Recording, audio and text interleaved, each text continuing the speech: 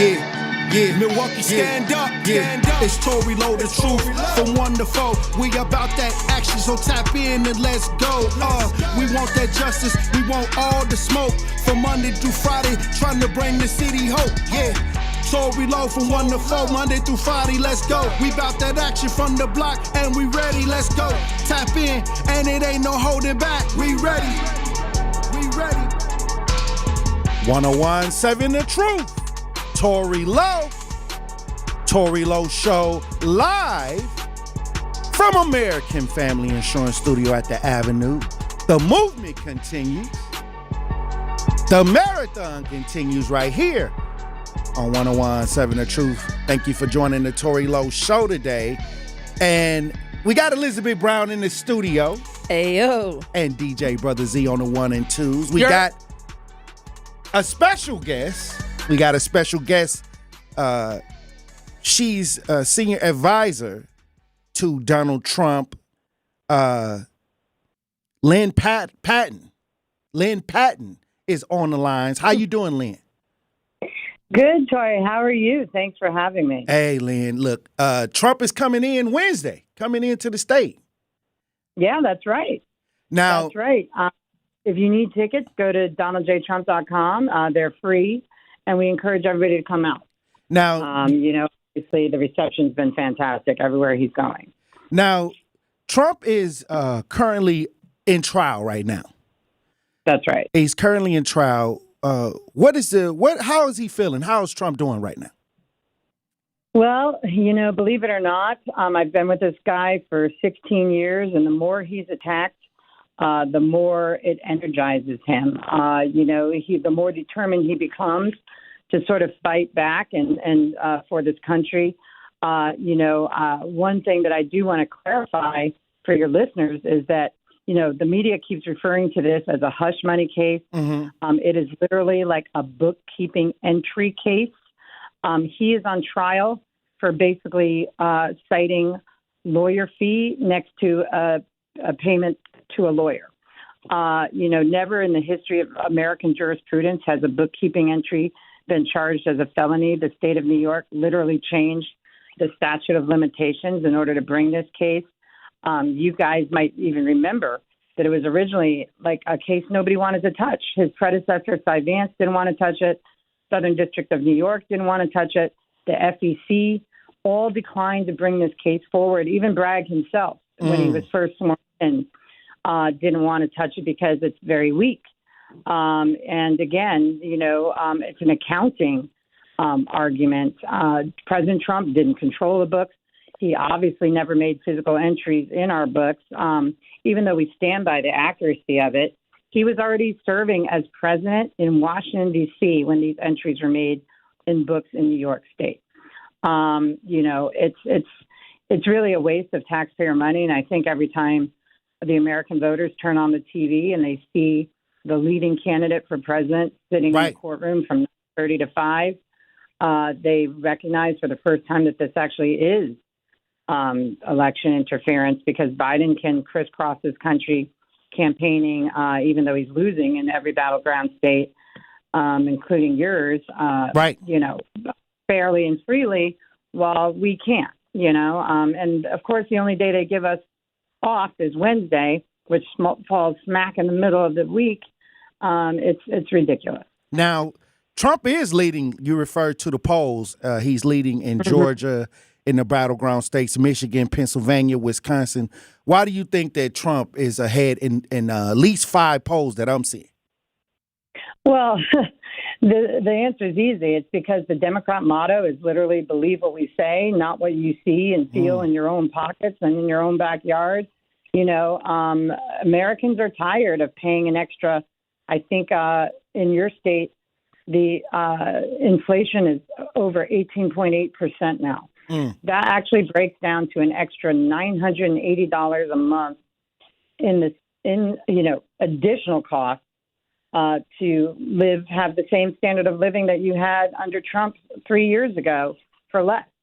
The American Democrats want us to think that we're stupid, that, the economy is getting better, that crime is going down. That's not at all what voters are feeling or seeing. And so they know that President Trump is the only candidate who on day one can deliver these critical value propositions. You know, our message to Black and Hispanic communities this election is simple. If you want strong borders, safe neighborhoods, rising wages, quality jobs, school choice, and the return of the strongest economy in 60 years, then vote for Donald Trump.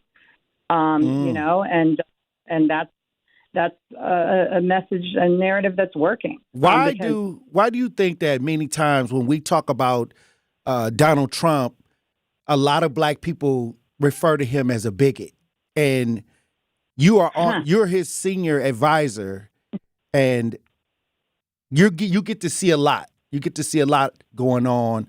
Why do the mainstream media try to set this up to where a lot of times we look at Trump, or the community may say, oh, we don't like him because he's racist? What do you got to say to that? I love this question. And, you know, I can assure you that one of the most paramount struggles I've had as a Black female who has worked for Trump and his family for 16 years is trying to reconcile the fact that Trump has inadvertently, when he first came down the escalator, sometimes attracted the unsolicited support of documented hate groups since the moment he announced he was running. There's no denying that. You know, I've had extensive dialogue with fellow minority Republicans about it. I've had conversations with Ivanka Trump in the early stages of the 2016 campaign. And all I can honestly say is that I still don't know why that is the case. You could argue that Biden also attracts Antifa and you know, that the BLM sort of riots this summer attracted bad actors as well, people who are capitalizing on the moment. But what I do know are two things. One, racist people raise racist children. Bigotry is taught, you know, either directly or indirectly. Babies aren't born, obviously, with prejudice in their heart. In fact, you know, when I gave my speech in 2016, I said the Bible tells us you can judge a tree by the fruit it bears. That's Matthew 7:15. And if you embrace those words, then you truly embrace Donald Trump, because he's raised some of the best children I've ever had the honor to know and the privilege to call friends. You know, because if it's one thing, the story the media won't ever be able to write is you'll never read about the bad behavior of Trump's kids. And I remember Wendy Williams said that once too. She's like, you know, you'll never read about them acting up, getting a DUI, being busted for soliciting a prostitute, random shoplifting, drug abuse, or even, you know, talking down to a flight attendant or a waitress. You never hear these stories because they've genuinely been raised well by an even greater man. And the second thing I can say, and as Black people, we know this, you know, you spend your entire life sort of detecting even the slightest hints of racism, particularly when you're usually the sole minority in the room. That's the kind of thing I've never felt. You know, we've all felt instinctively subtle stares, sort of the reluctant inclusivity. I've been with this family on road trips, vacations, hospital stays, birthday parties, bridal showers. I've even been in the room when some of them delivered their children, and they have never flipped up and said anything remotely racist, not just about Black, but about anyone. Well, Couple Lynne, that with Joe. Oh, go ahead. Lynne, like I said, I wanted to ask this question because I know you got a limited time. What do you say when we talk about the Black community voting for Donald Trump? There's been a lot of talk about, you know, the migrants, and a lot of people are upset with the illegal migrant situation, that they're getting resources that people in Chicago, the Black community in Chicago, have rose up and said that they haven't, you know, been able to get certain resources, but the migrants are able to obtain buildings and funding. Why is this? Absolutely. You know, first of all, we see what's happening through polls like the Wall Street Journal that shows 30% of Black men and 11% of Black women are voting for Trump. I don't think that our community is going to be shamed into hiding that this time around because, again, people are feeling this in their pockets. They're seeing it in their backyards. And we're seeing these community protests in Chicago and New York against illegal immigration. We're also seeing Trump's overwhelming reception, like we witnessed in Harlem and Atlanta. And what this tells us is historic levels of Black and brown voters are up for grabs. And that's why we're rolling out our coalition's apparatus in a much more deliberate, sophisticated, and targeted method so that these gains are permanent. But at the end of the day, we are committed to reversing Biden's catastrophic damage from mass illegal immigration because, quite frankly, we didn't have these problems when Trump was in office. The deadly bail reform that Democrats have rolled out, and the billions in foreign funding that continue to put Black and brown Americans last. Trump wants to make sure we're first. Again, he doesn't see black and white. He sees success and failure. That is the innate businessman in him. Whether that success or failure manifests as a person, a business project, a neighborhood, or a television show, or even a quote unquote, crap hole country is irrelevant to him because it's not about color. What he's saying is this country has failed its people. Now, for example, the corrupt Haitian government has robbed and impoverished its citizens to the point where they're living in abject squalor. That's what he sees. And so what he sees in Chicago and New York and what the Joe Biden administration has done to these communities that were once safe and thriving under him, it's heartbreaking, and he is committed to making sure that he restores, the lowest unemployment ever recorded for Black Americans, restores the highest median income ever recorded for Hispanic households. This is our criminal justice reform. Lynne, and you said something now. That was my next question. Lynne, once again, Truth Nation, we're talking to Lynne Patton. She's a senior advisor to Donald Trump. What is the plan for justice reform with the Donald Trump campaign? What is that? What does that look like? Well, so we rolled out the First Step Act in the first administration, as you know, releasing over 15,000 nonviolent felons who had been sentenced to life or worse simply because of, the Clinton crime bill that was authored, as we all know, by a junior senator at the time named Joe Biden from Delaware. The three strikes rule. Most of them were victims of, Kamala Harris herself put more, marijuana convictions, minority men in prison than ever before, and when she was DA of San Francisco. But the first thing we want to do is roll out the Second Step Act, which is basically a pledge to create job training and housing assistance for the folks who are coming back out and getting a second chance in our community. Now, whether that's trade skills or, job training skills in their office. One of the greatest executive orders that my boss ever signed was, the largest employer is the federal government, over 3 million jobs. They have a website called usajobs.gov. You can go there now. My son was talking about that. Jobs, the majority of the high-paying jobs and good jobs used to require a 4-year college degree even to just apply. President Trump, even though it got no fanfare from the media, signed an executive order requiring the government to consider job experience equal to a 4-year college degree. That opened the door for so many minorities to apply for these jobs with permanent benefits. Yeah, my son was on there the other day trying to, get some of them government contracts. So it's definitely something that people can go up, look, try to get some of these contracts. Absolutely, usajobs.gov. But when we talk about, lifestyle, living jobs, there's an increase. They're saying that the rapid increase in housing costs. What is that? What's going on with that? We have high housing costs. We just got a tax increase right here in Milwaukee, and we got we had passed a referendum for NPS. Now that the housing costs are going up a little bit more, how is the administration planning to offset some of those costs? I mean, the average monthly mortgage payment under Joe Biden is $3,300.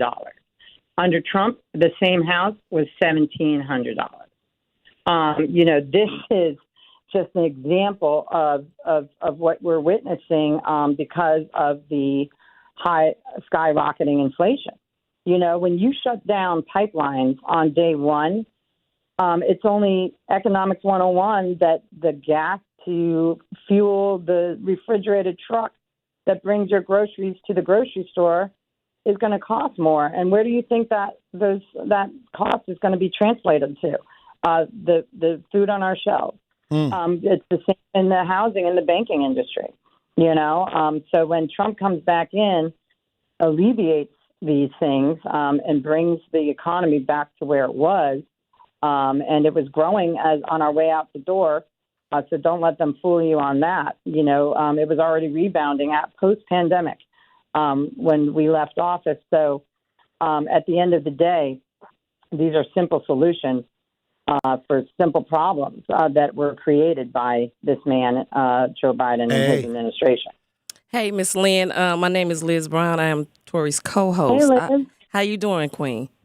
Good. How are you? I'm good. So, in the Black community, again, the things the tropes that we hold on to is the fact that, Donald Trump is racist and things like that. Mm-hmm. You being a Black woman and working for him for so long. And I had read somewhere that, you struggled with drug abuse, and Trump was the one, him and his family was the one that wrapped their arms around you and walked you through that. Yeah. If you could enlighten us, because again, if somebody was racist, I don't care who it is, when you're struggling with a time like that, because usually the people that you love, usually you've burned so many times that they turn their back on you. But for Trump to have him and his family to surround you and give you that nurturing and the things that you need, I think speaks volumes. So if you could enlighten us a little bit on that.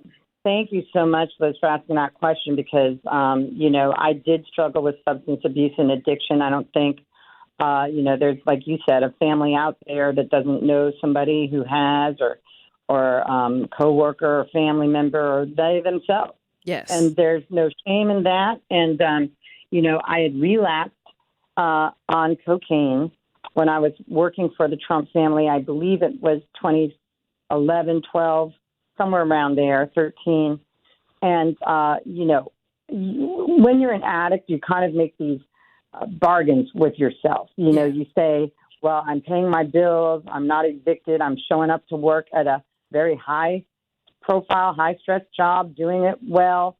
You think that I'm just using once a month, then it becomes once a week, then it becomes once a day, but you're still functioning, high functioning. Right. I thought I was doing well. And then one day Eric Trump calls me in his office and basically confronts me and says, Lynne, you're better than this. You don't need to do this. We're here for you. We know what you're doing. And like an addict, I lied and I denied, girl. I was like, I don't know what you're talking about. Right. This is, I don't know who told you that I'm doing drugs, but that's a lie. And then I look up and he's crying. And, ooh, you're going to get me crying now. But that's like when I just broke because I was like, he cared. Here's a guy who's, I can't lie to him now, and I broke down and he broke down. And then turns out, they got my parents on the phone. His wife was his girlfriend at the time, Laura Trump. She's one of my best friends. She was on the phone. So this whole intervention, his brother and sister, the next day, they helped me get help. President Trump also, approached me and said that, you're part of the family, Lynne. We wouldn't, know what we'd do without you. So and then powerful. Get this.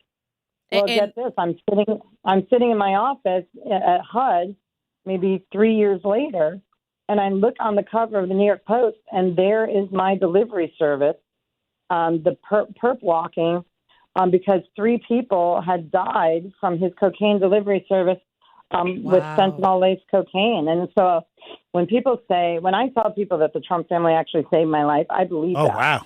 I believe that. That's powerful. It is powerful because you started working for the Trumps in 2009. So that was 2011 that you said you relapsed. So again, that was you were new to being around them and for them to reach out. I was relatively new, and I was abusing drugs for about a year before they intervened and noticed. And then of course, fentanyl kind of came on the scene in 2015. And, 2016, I see this article, and I'm just like, wow, And, if you don't mind, I want to take a minute because it's crazy to me that, people say that my boss is racist because, I truly believe that, he tells the truth and the hard truth for better and worse. But when you look at Joe Biden, it's the current president who thinks that black people don't know how to use the internet or find a polling station. Exactly. It's the current president who said Obama is, quote unquote, articulate and clean. It's the current president who said poor kids are just as bright and talented as white kids. It's the current president who fought to keep his schools segregated, as pointed out by his own current vice president on stage, so that his children didn't grow up in a racial jungle. And it's the current president who said on a Senate floor, he said blacks are born out of wedlock, without parents, without supervision. And because of this, they have not been socialized and cannot be, quote unquote, rehabilitated. That to me is true racism. And he also said that Trump has never.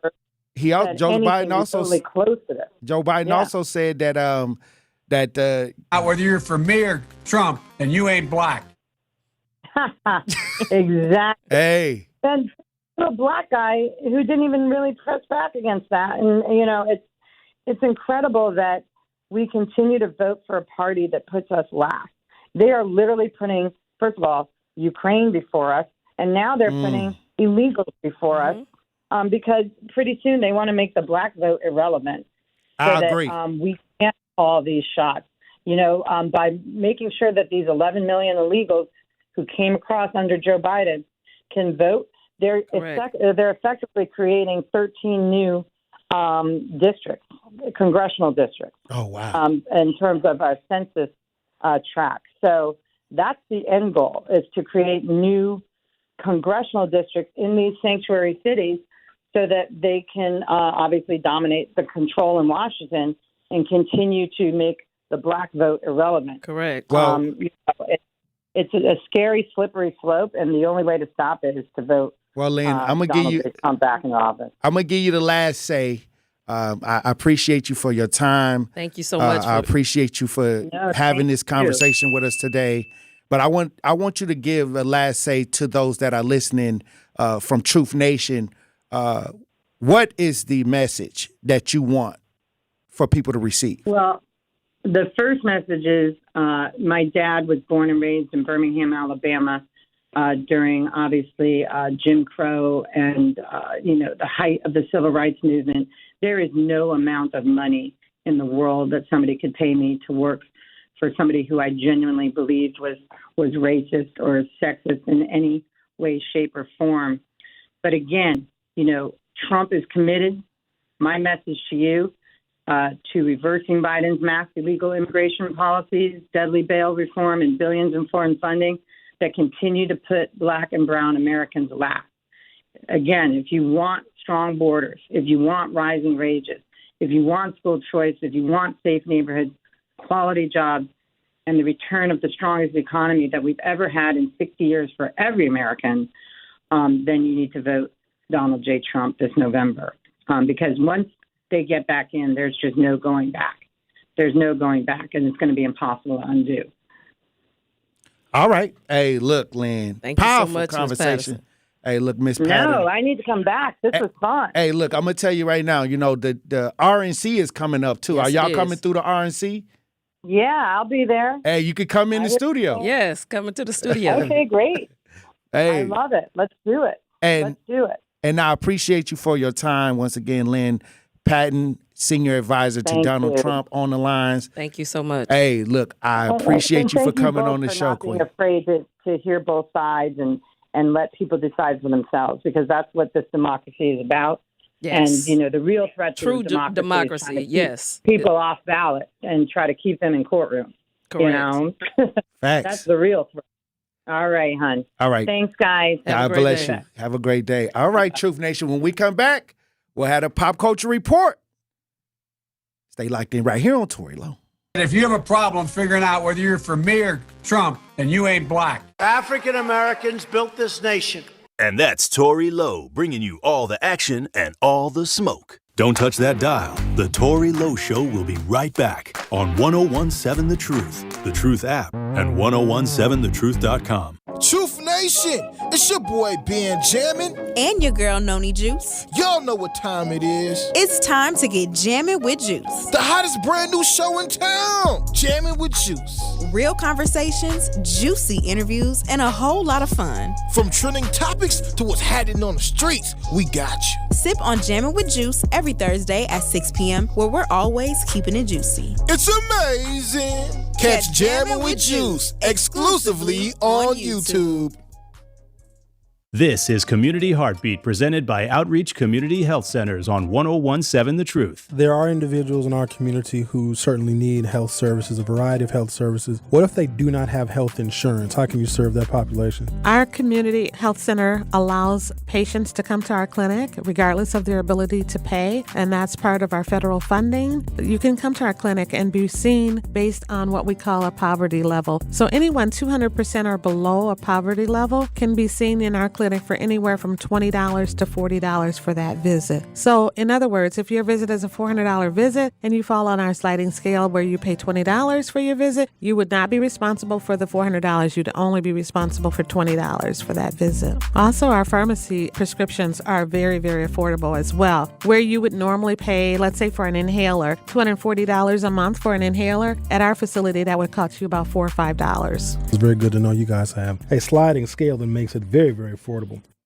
Associated Bank knows your small business isn't just a venture. It's your dream and a vital part of the community. And we're not just a bank.